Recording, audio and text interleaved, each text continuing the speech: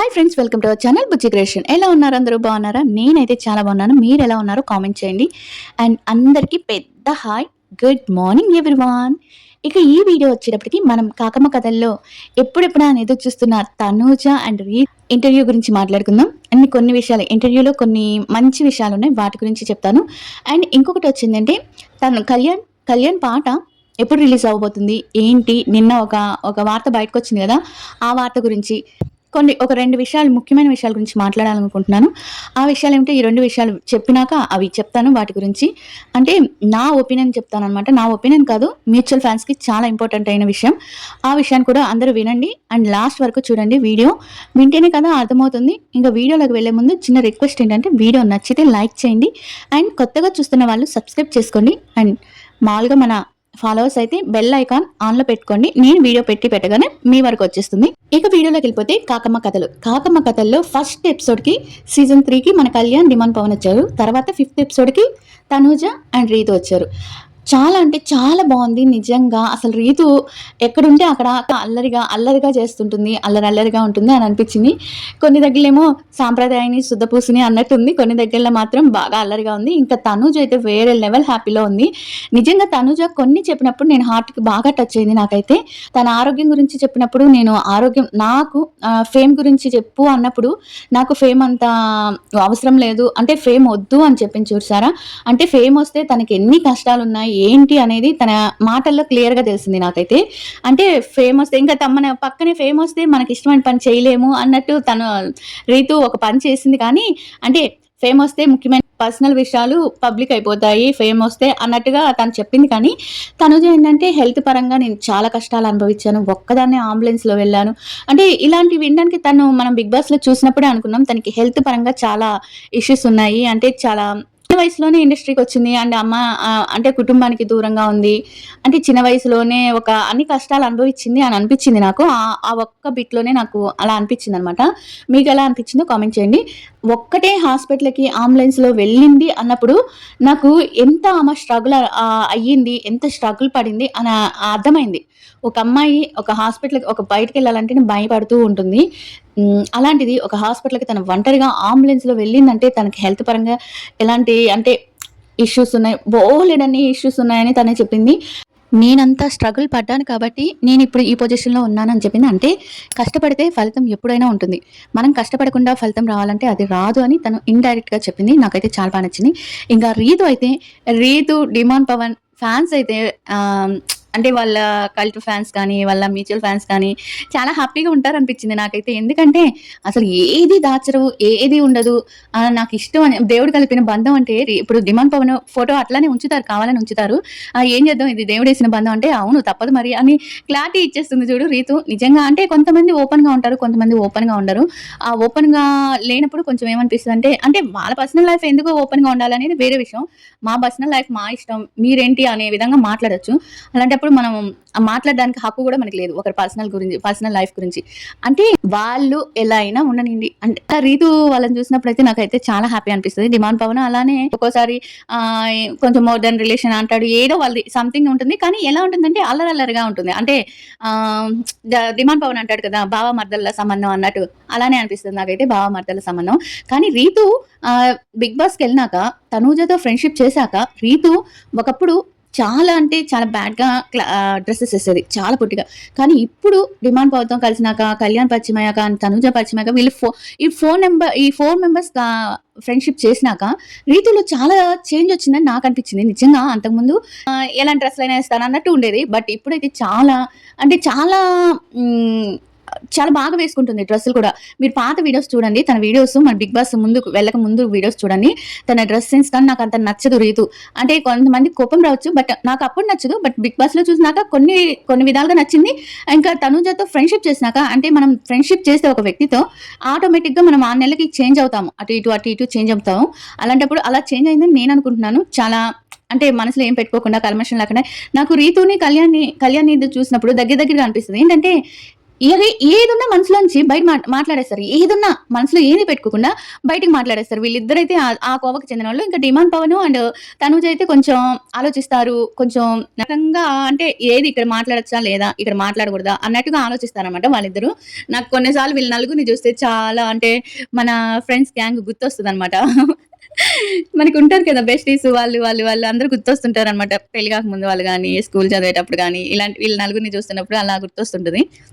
చాలా బావుంటుంది. ఇంక ఇద్దరు కలిస్తేనే ఇంత రచ్చుందంటే, వీళ్ళు నలుగురు ఒక దగ్గర కలిస్తే ఎంత రచ్చుంటదో ఆలోచించండి. అందరికి ఇష్టమైన టాపిక్ ఏంటంటే లవర్ బాయ్. లవర్ బాయ్ అంటే అబ్బా! కొంతమంది చేసే ఒక కాంట్రోవర్సీకి హద్దు, అయిపు ఏమి ఉండదు అని అనిపిస్తదనమాట. ఏందంటే ఇప్పుడు లవర్ బాయ్ క్యారెక్టర్ అంటే నాకిష్టం ఉండదని తనూజ చెప్పింది. అంటే లవర్ బాయ్‌గా ఉండేవాళ్ళు నాకిష్టం ఉండదు అని చెప్పింది. లవర్ బాయ్ అంటే ఎవరికి ఇష్టం ఉంటుంది? లవర్ బాయ్ అంటే అందరితో తిరుగుతాడు కదా! మన రీతు అనిందనమాట. అంటే దాన్ని కూడా ఒక విధంగా చేసి కళ్యాణ్ లవర్ బాయ్ అంటే నీ దృష్టిలో లవర్ బాయ్ ఎవరంటే, నీ దృష్టిలో లవర్ బాయ్ ఎవరని రీతుని అడిగింది. అంతేకాని తనుజని అడగలేదు. నాకు తెలిసిన వరకు నేను ప్రోమోలో గమనించిన వరకు రీతుని అడిగితే రీతు ఎప్పుడు కళ్యాణ్‌ని వాళ్ళిద్దరు టామ్ అండ్ జెర్రీ లాగా ఉంటారు కాబట్టి కళ్యాణ్‌ని చూయింగ్ గమ్ నములుతూ కళ్ళద్దాలు స్పెట్స్ పెట్టుకొని చూయింగ్ గమ్ నములుతూ కాలు మీద కాలేసుకొని అన్నట్టుగా ఇప్పుడు కళ్యాణ్‌ని అడగండి రీతు గురించి అలానే చెప్తాడు. కోతి పిల్ల అసలు పిల్ల కాదది. అంటే అసలు అమ్మాయి కాదు. ఇలా మాట్లాడతాడు. అట్లానే కళ్యాణ్‌ని కూడా రీతు అలానే ఆట పట్టిస్తుంటది. వాళ్ళిద్దరిది టామ్ అండ్ జెర్రీ రిలేషన్ అనమాట. అంటే 2 స్వచ్ఛమైన మనసులు ఫ్రెండ్‌షిప్ చేసుకుంటే ఎలా ఉంటుంది? అలా ఉంటాయన్నమాట కళ్యాణ్, రీతు ఫ్రెండ్‌షిప్. ఇద్దరు చైల్డ్ మనస్తత్వంతో ఉన్న వాళ్ళని చూస్తే వాళ్ళిద్దరు కొట్టుకుంటూనే ఉంటారు. వాళ్ళిద్దరు ఎవరు తగ్గం అన్నట్టుగా ఉంటారు. అలాంటి ఫ్రెండ్‌షిప్ వచ్చి కళ్యాణ్ అండ్ రీతుది. ఇద్దరు డిగ్నిఫైడ్‌గా ఉన్న బెస్టీస్ ఎలా ఉంటారు అనే దానికి, బడ్డీస్ ఎలా ఉంటారు అనే దానికి నిదర్శనం డిమాండ్ పవన్, తనూజ.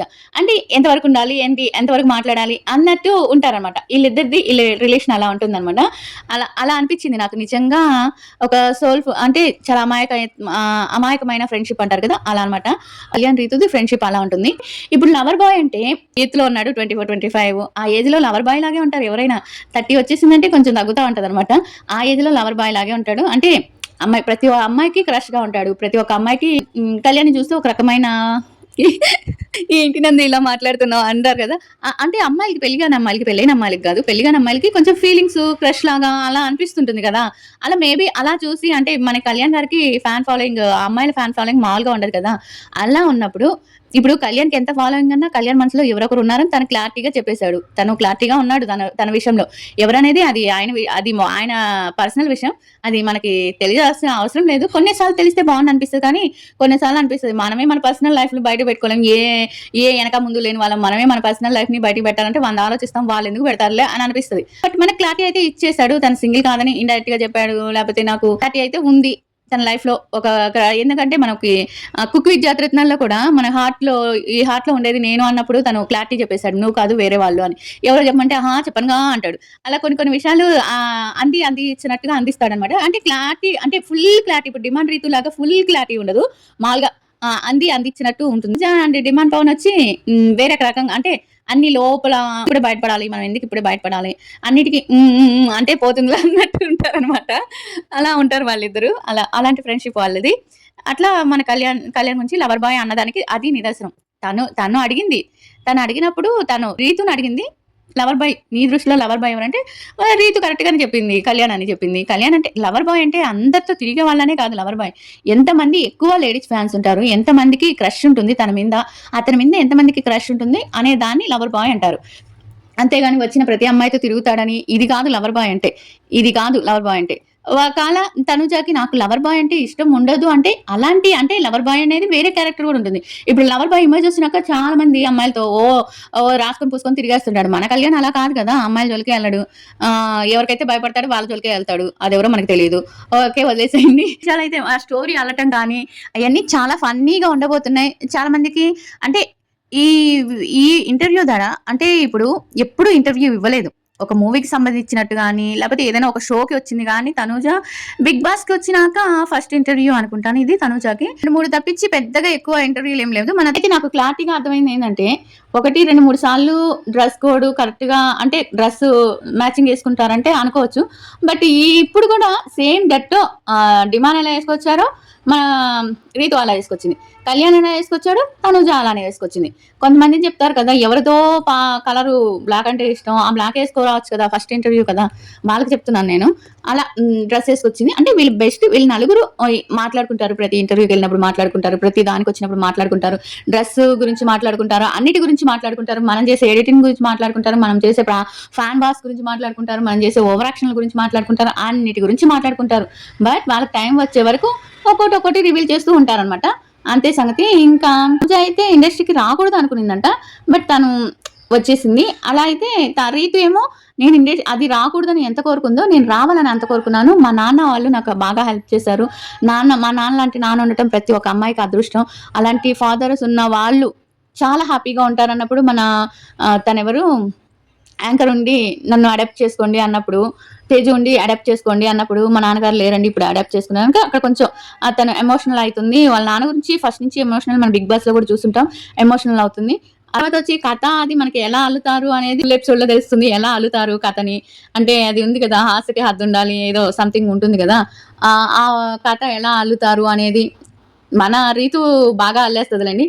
ఆ కథ అల్లాలి అంటే అల్లినోడికి కూడా తెలియకూడదు, అల్లినోడికి కూడా తెలియకూడదు, అట్లా అల్లాలి అంట చూసారా. అలా చాలా, అంటే తనూజ అయితే చాలా హ్యాపీగా ఉంది ఇంటర్వ్యూలో అనిపించింది. చాలా హ్యాపీగా అనిపించింది నాకు తనుని చూసినప్పుడు. ప్రపోజెస్ చేసింది కదా, ఎవరికి ప్రపోజ్ చేసింది, ఎలా ప్రపోజ్ చేసింది, మన తేజు అడుగుంటుంది, మీరు ఒకవేళ ఎవరికైనా ప్రపోజ్ చేస్తే ఎలా చేస్తారు, ఎలా ఇంప్రెస్ చేస్తారు అని అడిగినట్టుంది. దానికి తను రిహార్సల్స్ చేసినట్టు, ప్రాక్టీస్ చేసినట్టు చెప్పింది. నాకు తెలిసి బా చెప్పింది. అంటే నా లైఫ్‌లోకి నువ్వొస్తే చాలా హ్యాపీగా ఉంటాను, ఒక కలర్‌ఫుల్ లైఫ్ ఉంటుంది నాతో పాటు అన్నట్టుగా చెప్పింది. చాలా బావుంది. ఇలా కాకమ్మ కథలు, ఒకరేమో ఇంటర్వ్యూకి అసలు రారు, ఒకరేమో ఎప్పుడు ఇంటర్వ్యూలో ఉంటారు అని తేజు చెప్పినట్టు చాలా మస్తీగా అనిపించింది. ఇది ఫుల్ ఇంటర్వ్యూ వచ్చినప్పుడు వీడియో ఫన్‌గా ఉండబోతుంది, బావుంటుంది. చాలా మందికి కొంచెం క్లారిటీ వస్తుందనుకుంటున్నాను నేను. ఇక కళ్యాణ్, ఈ విషయం మీకు ఎంతమందికి ప్రోమో చూసినప్పుడు చాలా హ్యాపీగా అనిపించింది? తనని చూసినప్పుడు గానీ, రీతుని చూసినప్పుడు గానీ, అబ్బా! చాలా హ్యాపీగా ఉన్నారు, వీళ్ళలాగా ఉండాలి ఫ్రెండ్స్ అంటే అని అనిపించిందో కామెంట్ చేయండి. ఇంకా నెక్స్ట్ కళ్యాణ్ పాట నాకు కొంతమంది పెట్టారు. ఏంటంటే నిన్న ఒక ప్యానెల్‌లో వాళ్ళు పెట్టారనమాట. పెడితే అక్కడ అహ్మద్ గారు మాట్లాడారు. అహ్మద్ గారు మాట్లాడితే అది నాకు వీడియో వచ్చింది. అహ్మద్ గారు ఏంటంటే, నేను బుచ్చిబాబు గారు పిఠాపురం వచ్చారట. బుచ్చిబాబు గారు పిఠాపురం వస్తే, పిఠాపురం వచ్చినప్పుడు బుచ్చిబాబు గారిని కలిసి మన కళ్యాణ్ పాట వినిపిస్తే, ఆ పాట తనకి జ్వరం అంట బుచ్చిబాబు గారికి. అక్కడ పిఠాపురంలో తను ఏదో సంథింగ్ తనకి షాపింగ్ మాల్లో లేకపోతే ఏదో హౌస్ ఏదో కట్టుకుంటే అంటే ఓన్‌గా కడుతున్నారు. దాన్ని చూడడానికి పిఠాపురం వచ్చారు. తను చాలా జ్వరంలో ఉన్నాడు, అంటే ఫీవర్‌లో ఉన్నాడు బుచ్చిబాబు గారు. అయినా కూడా అహ్మద్ గారు కళ్యాణ్ గురించి చెప్పి, బుచ్చిబాబు గారికి కూడా రంగులద్దుకున్న సాంగే ఇష్టమంట ఎక్కువ తన మూవీలో. అలా ఆ సాంగ్ ఇప్పుడు ట్రెండింగ్‌లో ఉంది యూట్యూబ్‌లో అని చెప్పగానే థ్యాంక్ యూ చెప్పమన్నాడంట. ఇంకా తర్వాత వచ్చి బుచ్చిబాబు గారికి అంత జ్వరంలో ఉన్నా కూడా కళ్యాణ్ సాంగ్ చూపిస్తే, గ్లింప్స్ చూపిస్తే చాలా బావుంది. చాలా బాగా యాక్ట్ చేశాడు. చాలా బావుంది సాంగు. ఫుల్ సాంగ్ ఎప్పుడొస్తదంటే, ఫుల్ ట్రైలర్ వచ్చి మనకి ఈ వీకెండ్‌లో, అంటే ఈ నెల ఎండింగ్ లోపల వచ్చేస్తుంది. ఇంకా పాట వచ్చి, సాంగ్ వచ్చి మనకి నెక్స్ట్ మంత్ ఫస్ట్ వీక్‌లో వచ్చేస్తుంది. ఈ పాట కోసం అయితే చాలా మంది వెయిట్ చేస్తున్నారు. కళ్యాణ్ పాట గురించి అయితే. కళ్యాణ్ గురించి అది. ఇంకా నేను 2 విషయాలు ముఖ్యమైనవి మాట్లాడాలన్నాను కదా. తనుజ గారు అమ్మవారి వ్రతం చేశారు పూజలో. తను ఒక షార్ట్ కూడా పోస్ట్ చేశారు. చాలా రోజులకు అనుకుంటా ఒక షార్ట్ పోస్ట్ చేసింది. తను మామూలుగా స్టేటస్ పెడుతుంటుంది, కానీ తన ఇన్‌స్టాలో అయితే రీల్‌గా పోస్ట్ చేసింది ఈ రెడ్ శారీతో. నిజంగా రెడ్ శారీలో అమ్మవారిలాగా, అంటే ఒక లక్ష్మీదేవి లాగా అనిపించింది. నిజంగా చాలా బాగుంది తనూజ. అంటే ఆ డ్రెస్సింగ్ సెన్స్ అనేది చాలా, మనం బిగ్ బాస్ లో చూసినప్పటి నుంచి చాలా మంది తనూజ డ్రెస్సింగ్ స్టైల్ కి చాలా మంది ఫిదా అయిన వాళ్ళు ఉన్నారు. నేను కూడా చాలా వరకు అలానే, డ్రెస్సింగ్ చాలా బాగుంటుంది. ఎక్కడ ఎలా ఏ సందర్భానికి ఎలాంటి డ్రెస్ వేయాలి, ఏ సందర్భానికి ఎలా ఉండాలి అనేది తనుజ గారికి అయితే బాగా తెలుసు కదా. మీరు చూడకపోతే చూడండి, అందరూ పెట్టేశారు యూట్యూబ్ లో చాలా మంది, నేనైతే పెట్టలేదు. ఇంకా ఈవినింగ్ అలా పెడతాను. ఇంకా తనకు చాలా బాగుంది ఆ సాంగ్ కానీ, తన ఫోటోషూట్ కానీ చాలా బాగుంది రెడ్ శారీలో. ఇక కళ్యాణ్ తనూజ చాలా మంది ఒకే ఒక విషయం, మ్యూచువల్ ఫ్యాన్స్ కానీ, నేను కల్ట్ ఫ్యాన్స్ కానీ, కే ఫ్యాన్స్ కానీ ఒకే ఒక మాట ఏం చెప్తానంటే, కళ్యాణ్ మీద ఇప్పుడు వాళ్ళిద్దరూ కళ్యాణ్ ఫ్యాన్స్ కానీ తనూజ ఫ్యాన్స్ కానీ ఒక తాటి మీదకి వచ్చాము, మేము కళ్యాణ్ ఏమనము, మీరు తనూజ ఏమనకండి అని చెప్పారు. అది ఒక స్టాండ్ తీసుకున్నారు అని అనిపించింది. ఆ స్టాండ్ మీద నిలబడితే, ఎవరైనా సరే నిలబడితే అయితే చాలా మంచిది. ఇక మ్యూచువల్ ఫ్యాన్స్ చేసే మ్యూచువల్ ఫ్యాన్స్ ఎడిటింగ్ చేస్తున్నారు కదా, ఈ ఎడిటింగ్స్ ఆపి ఫ్రెండ్షిప్ లాగా పెట్టుకోండి, ఫ్రెండ్స్ లాగా పెట్టుకోండి. అంటే ఫ్రెండ్స్ లాగే పెట్టుకుంటారు అందరూ మ్యూచువల్ ఫ్యాన్స్. ఇప్పుడు నేను ఒకటే మ్యూచువల్ ఫ్యాన్స్కి ఏం చెప్తున్నానంటే, ఏఐ వీడియోస్ని అవాయిడ్ చేసేయండి. అది వల్గర్‌గా ఉండే ఏఐ ఎంకరేజ్ చేయకండి. మనకి వాళ్ళిద్దరూ చాలా మెమోరీస్ ఇచ్చారు 'బిగ్ బాస్ 9లో'. 'బిగ్ బాస్' ఉత్సవంలో కానీ, 'పరివార్‌లో' కానీ, లేపోతే మా టీవీ 'మహా ఉత్సవంలో' కానీ, లేపోతే మన 'బిగ్ బాస్‌లో' కానీ చాలా అంటే చాలా మెమోరీస్ ఇచ్చారు. వాటిని పెట్టుకొని మీరు ఎలాంటి పిక్స్ అయినా కానీ అంటే మరీ హద్దులు దాటకుండా లిమిట్‌లో ఉండి అంటే ఏఐ క్రియేషన్ వద్దు అని చెప్తున్నాను. ఎందుకంటే క్లారిటీగా చెప్తున్నాను ఏఐ గురించి మాత్రమే. అంటే ఒకే బైక్‌లో ఎళ్తున్నట్టు, ఒక కార్‌లో కూర్చున్నట్టు, ఓ పక్కన కూర్చున్నట్టు, ఒకరి మీద ఒకరు చెయ్యేసుకున్నట్టు ఇలాంటి వీడియోస్ కాకుండా మనకు వాళ్ళిద్దరు పిక్స్ ఇచ్చారు. మనకి వాళ్ళిద్దరు చాలా మెమోరీస్ ఇచ్చారు. వీడియోస్ ఇచ్చారు. అవి పెట్టుకోండి. సాంగ్ అనేది మనకి ఫ్రెండ్స్ సాంగే కావాలంటే ఫ్రెండ్స్ సాంగ్స్ అక్కడ 1, 2 ఉంటాయి. అది సాంగ్ అనేది మీ ఇష్టం. కానీ ఫ్రెండ్స్ ఫరెవర్ లేకపోతే ఏదోటి అంటే వాళ్ళ నోటెమ్మట మనకి బయటకొచ్చేదాకా మనం చూసాము. మన మనసులో ఉంది. బట్ బయటకొచ్చినప్పుడు ఏంటంటే మేము ఫ్రెండ్సే అని చెప్తున్నారు కాబట్టి మనం కూడా వాళ్ళకి రెస్పెక్ట్ ఇచ్చి, వాళ్ళ మాటకి రెస్పెక్ట్ ఇచ్చి ఫ్రెండ్స్ ఫరెవర్ అని పెట్టి మీరు ఏ ఎడిట్స్ లేకుండా మ్యూచువల్ ఫండ్స్‌కి నేను ఒకటే రిక్వెస్ట్ చేస్తున్నాను. ఏఐ ఎడిట్స్ లేకుండా మనం 'బిగ్ బాస్‌లో' ఉన్న పిక్స్‌ని తీసుకొని లేకపోతే మా ఉత్సవంలో పిక్స్‌ని గాని తీసుకొని ఇవి తీసుకొని ఎడిట్ చేసుకుంటే వచ్చిన ఎవరికీ ఎలాంటి ప్రాబ్లమ్ ఉండదని నేను అనుకుంటున్నాను. ఇంకొకటొచ్చి ఎప్పుడో 11 ఇయర్స్ ముద్దమందారం అయిపోయి కూడా ఎన్ని ఇయర్స్ అవుతుందో నాకైతే తెలీదు. అప్పుడు ఎలా ఉందో తెలీదో నాకు తెలీదు. తనూజ ఎలా అంటే తను ఒక చిన్న వయసులో ఉన్న అమ్మాయి. తను ఎవరితో ఎలా ఉండాలి, ఏంటి అనేది తనకప్పుడు తెలియకపోయుండొచ్చు. మనకి కూడా తెలిసుండదండి. అలాంటిది ఆ అమ్మాయి అప్పుడు ఒక ఫ్యామిలీకి దగ్గరైందంటే, ఒక టీమ్‌కి దగ్గరైనప్పుడు ఫ్రెండ్స్‌గా హ్యాపీగా ఎంజాయ్ చేస్తూ ఉంటారు. ఫ్రెండ్ అన్నాక ఒక గురువు అన్నాక మనకి ఒకళ్ళు మన గురించి ఒక స్టాండ్ తీసుకున్నప్పుడు వాళ్ళకి చాలా దగ్గరగా ఉంటాము. వాళ్ళతో కొన్ని పిక్స్ దిగుతాము.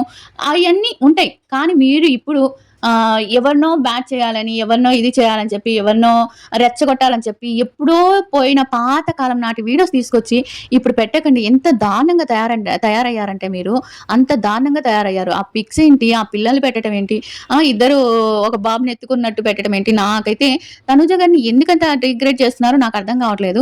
ఇప్పుడు కళ్యాణ్ గురించి ఒక మాట మాట్లాడారంటే తను మగపిల్లాడు.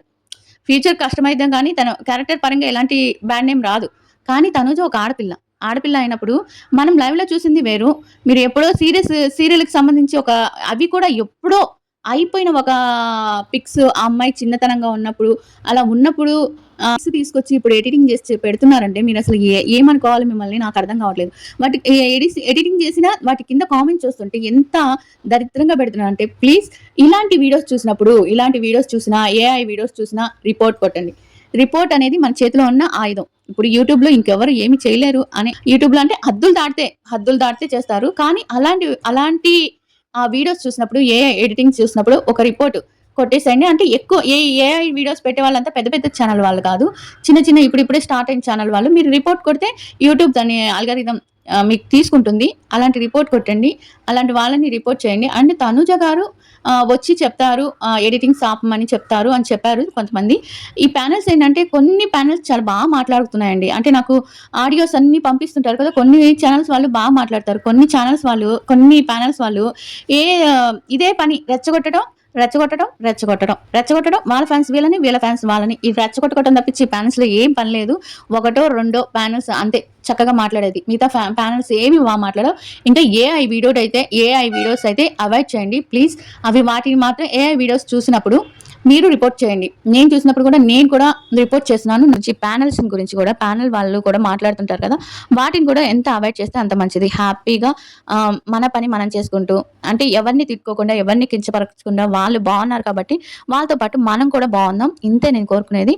ప్లీజ్ ఏఐ వీడియోస్‌ని అవాయిడ్ చేయండి. నేను చెప్పాల్సిందైతే చెప్పాను. మీ ఇష్టం ఇంకా వీడియో నచ్చితే లైక్ చేయండి. ఇంకా తనుజ గారి కుక్ విత్ చత్రత్నాస్ 2 వచ్చాయి. ఆ రెండిటి గురించి రేపు వీడియోలో మాట్లాడుకుందాం. వీడియో నచ్చితే లైక్ చేయండి. సబ్స్క్రైబ్ చేయడం మర్చిపోవద్దు. అండ్ మీ అభిప్రాయం ఏంటో కామెంట్ చేసి చెప్పండి. Bye everyone.